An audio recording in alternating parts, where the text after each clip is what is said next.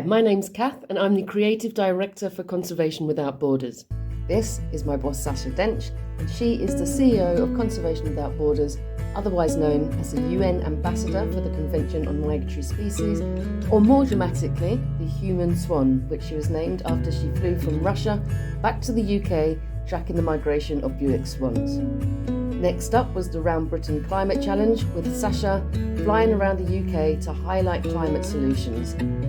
But days before the end of that expedition, in a freak accident, she fell 150 feet. And while she broke a lot of bones from her jaw down, she somehow survived. Despite many operations to put her back together and 6 months in hospital, she was determined not to let injuries deter her from our mission. So against the odds, in 2022, she set off with a team to follow the osprey migration from the UK to Africa, living out of vehicles and tents. She set off in a wheelchair and came back walking. And with amazing results and stories to share. In this vlog, we will share some of those stories and take you behind the scenes of life of Conservation Without Borders. It's been a pretty spectacular afternoon watching them. As we go, and the incredible people we meet along the way. While Sacha provides updates on our mission, her recovery, and showcases life on the road, I have spent most of my time in Zambia trying to work with 5 cats and wildlife that also doesn't see borders. Also, hopefully I'll be able to showcase some of Africa's incredible places and people.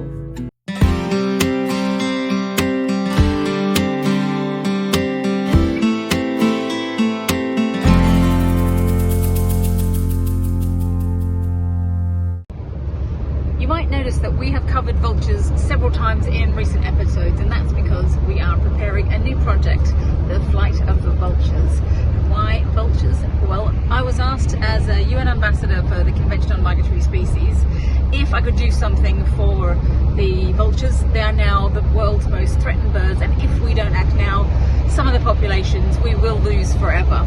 So we have chosen to ignore all of those who said not to take on the vultures because they are too difficult, considered too gross and too ugly in a lot of cultures. Are they ugly? We thought we'd take you to meet a few and see what you think. We are now on the move again, but this time in Wales, and on a bit of a secret mission. Well, actually, it's not a secret because I'm going to share it with you, but on a mission to a kind of secret site in Wales, one that I didn't know existed until not long ago. So who would have guessed that actually somewhere in the centre of Wales is a breeding centre for vultures. An incredible couple are running it, and we're going to go and hear their story. And in this episode there is going to be another leg update, but for once not about mine.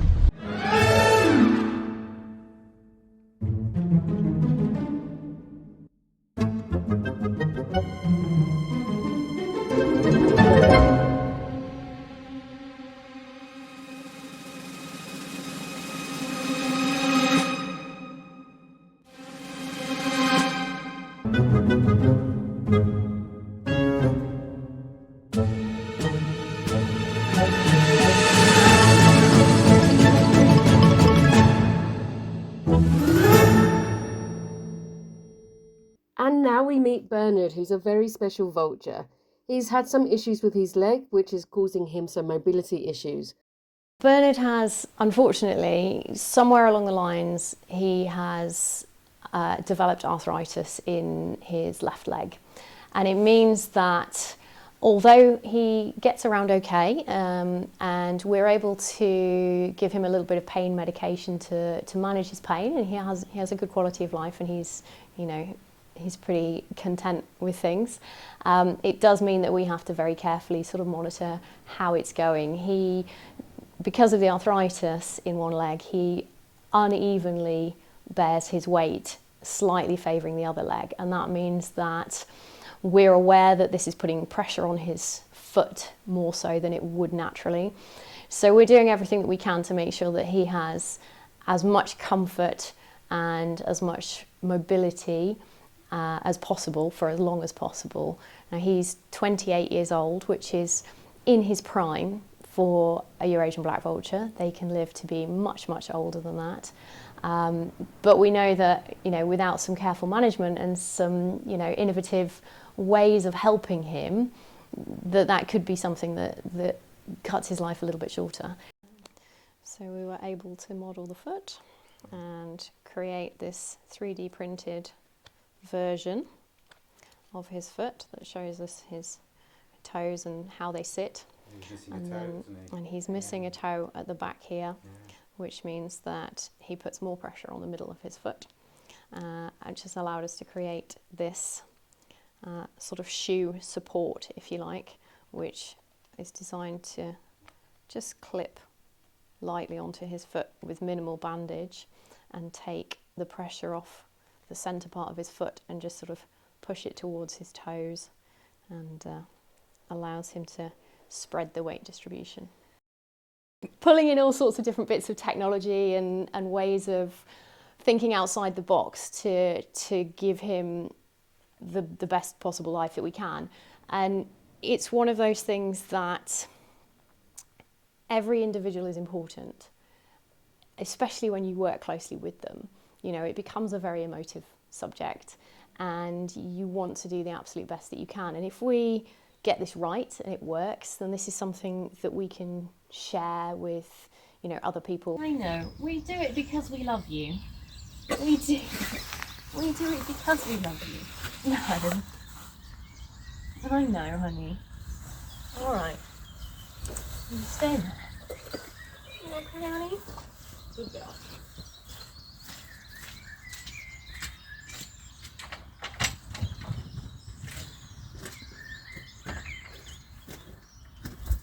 Now we're off to London, picking up two very special guests along the way. Kathleen, who is fresh in from Zambia, and Dame Joanna Lumley, who we are pleased to announce has agreed to be patron for the Flight of the Vultures.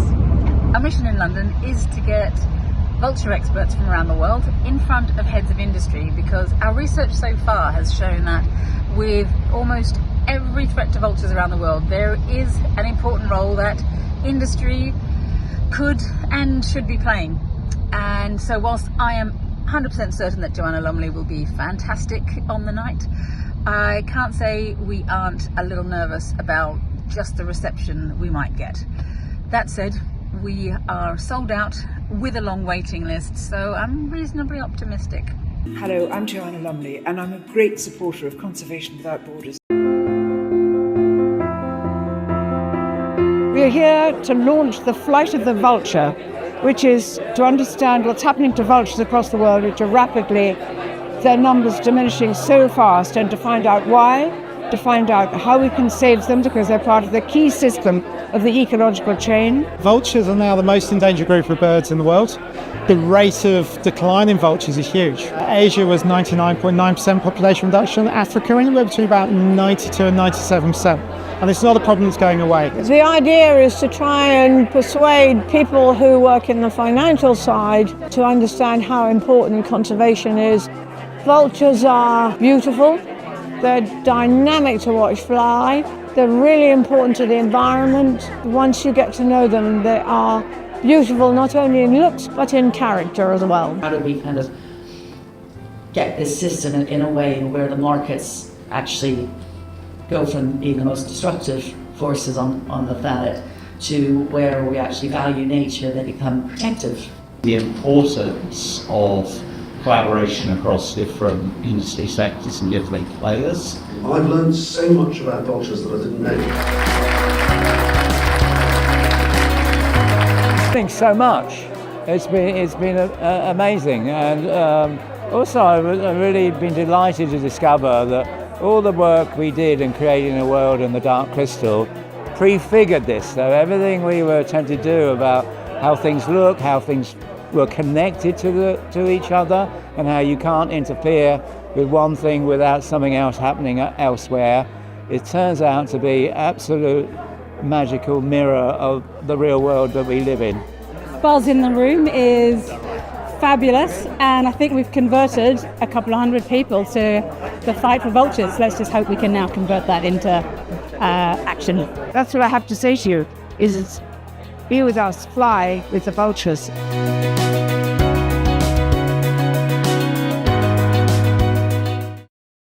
So when we were at the Flight of the Vultures launch, I met a guy called Adam, and he showed me some pictures of some baby vultures. And believe it or not, they are actually incredibly cute. So I turned on the charm with him and Sacha. And where are we going today, Sacha?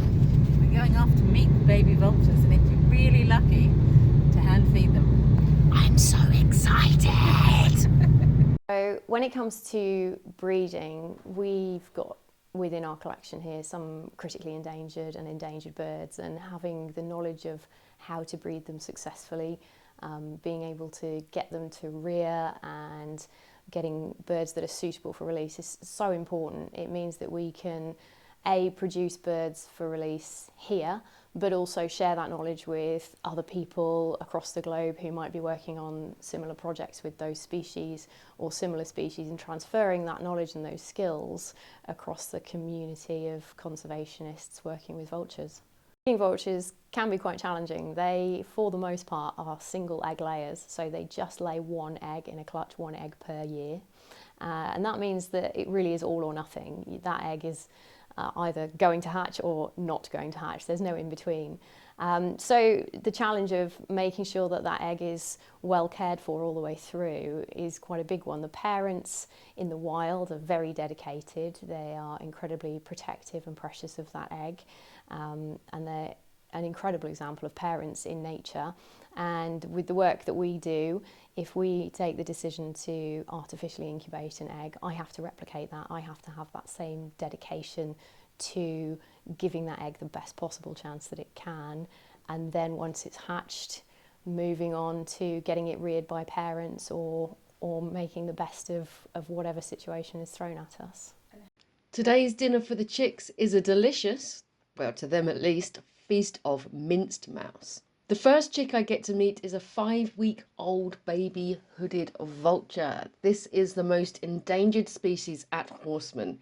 It is listed as critically endangered by the IUCN and is already extinct in much of its range. The biggest threats it faces are from poisoning, persecution, and its use in belief-based medicine.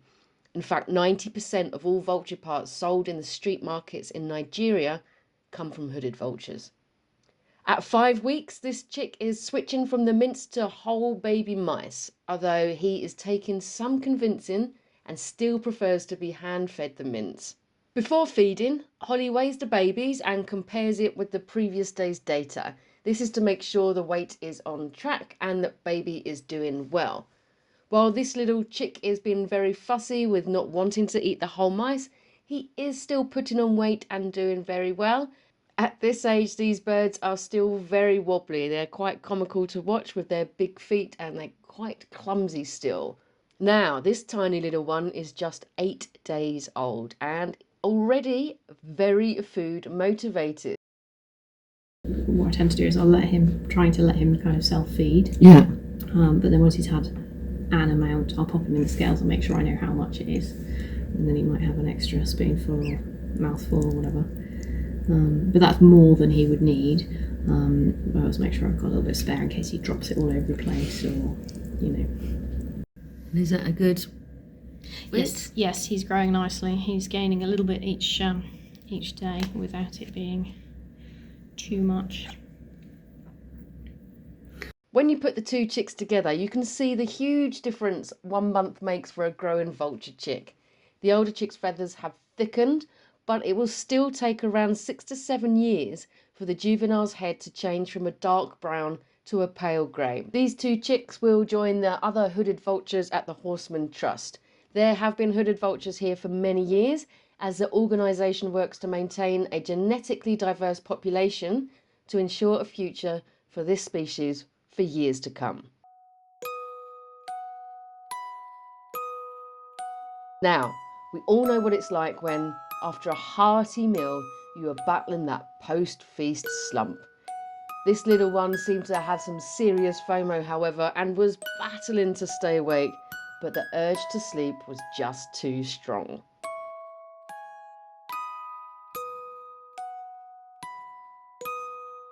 So eventually it was tucked in and taken to its bed, where it can now get a good night's sleep. So there you have it. Proof, if you ever needed it, that vultures are amazing, incredible and vital birds. And if Dame Joanna Lumley says so, then it must be true. And I don't know about you, but the baby vultures have certainly stolen a little special place in my heart. If you would like to find out more about our Flight of the Vultures project and the expedition, then head over to this link and it will take you there.